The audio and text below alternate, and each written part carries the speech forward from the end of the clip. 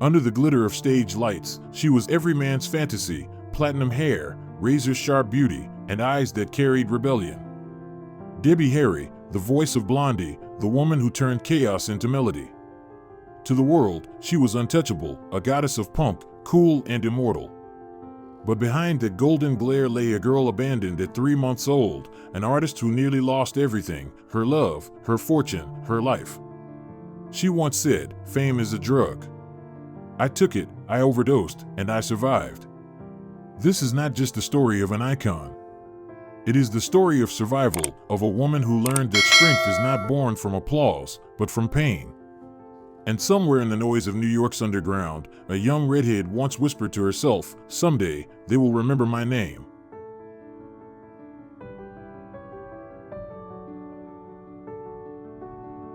Debbie Harry's story did not begin with fame. It began with rejection. Born Angela Trimble, she entered the world as an unwanted secret, the child of an affair her father never planned to keep. Her mother, a gifted pianist, disappeared without a goodbye, and her father returned to his other family. At just 3 months old, she was placed in an orphanage, a nameless baby passed from one stranger to another. When she was finally adopted by the Harry family, the wounds had already formed, quiet, invisible scars that would never fully heal. At 4, she learned the truth: she didn't belong. And in that moment, something inside her hardened. The seed of rebellion was planted. As a teenager, she often stared into the mirror and promised herself she would never be invisible again. She wanted to be seen, to be heard, to matter. After high school, she ran away to New York City, a city built on hunger and hope, where dreams were currency and failure was everywhere.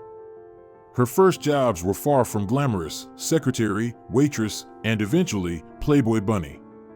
Yet even then, she walked with the confidence of someone destined for the spotlight. Every late shift, every unwanted touch, every neon-lit night became a lesson in survival. "That job didn't humiliate me," she once said. "It trained me to face a world that wanted to own women like me." From that fire, Debbie Harry was born, not a victim, but a fighter who learned that beauty could be armor and art could be freedom. No, I don't believe in circumstance, no accidents, never happen in a perfect world. Now you love accidents, never happen in a perfect. In the chaos of 1970s New York, Debbie Harry found her rhythm. The city was wild, dirty, and alive, a perfect reflection of the woman she was becoming. She joined a small band called the Stilettos, where she met Chris Stein, the quiet guitarist who would become her partner in music and in life. Together, they began to dream of something bigger.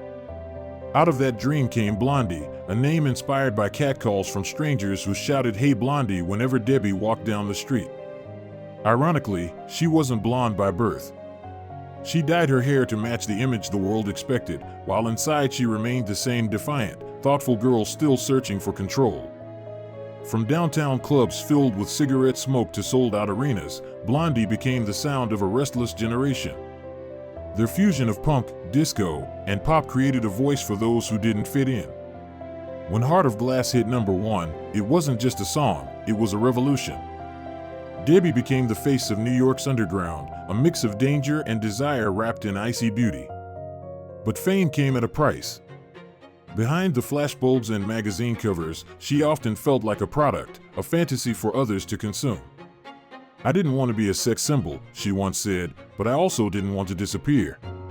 So she balanced between the two, between desire and defiance, using her image as both weapon and shield. In that balance, Debbie Harry became something rare, not just a star, but a symbol of survival, rebellion, and art.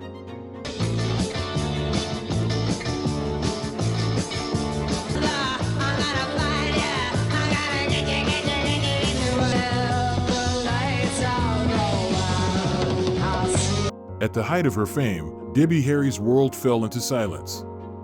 Chris Stein, her partner in music and in love, began to fade, not from the chaos of drugs as the tabloids claimed, but from a rare autoimmune disease that slowly drained his strength. His body weakened, his skin turned pale, and his eyes grew distant. Debbie did what few stars would ever dare: she walked away from the spotlight. Blondie disbanded, tours were canceled, and she vanished from the public eye to care for the man who had built her dreams beside her. For years, she stayed by his side, selling her home, her possessions, even risking her career to pay for his treatment. Fame slipped away, but her loyalty never did. When Chris finally recovered, the love that had once set the world on fire could not survive the quiet. The music that bound them had become a memory too heavy to carry.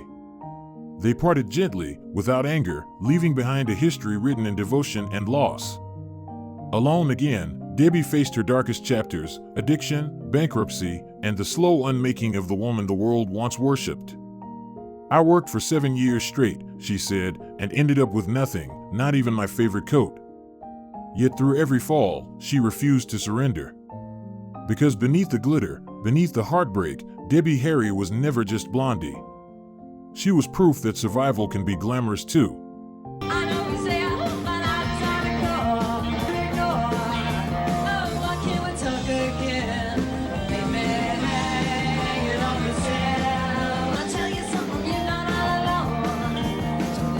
Today, Debbie Harry lives quietly in New Jersey, surrounded by her dogs, her art, and the soft hum of old records spinning in the background.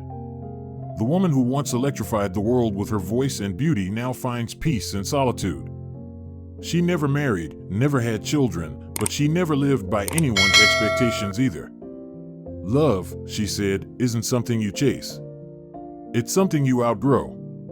In her 70s, she speaks with disarming honesty about dating married men, her bisexual past, and the freedom that comes from aging without apology.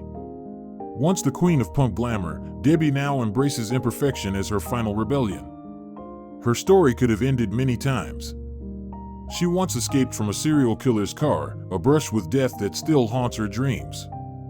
She lost her fortune, her fame, and even her grip on reality for a time, yet she always found her way back. The same voice that once sang Heart of Glass now carries the quiet wisdom of survival. In her memoir, she confessed, "I wanted to be the man I admired, strong, fearless, free." And perhaps that is the key to Debbie Harry's immortality. She never waited to be saved, she learned to save herself.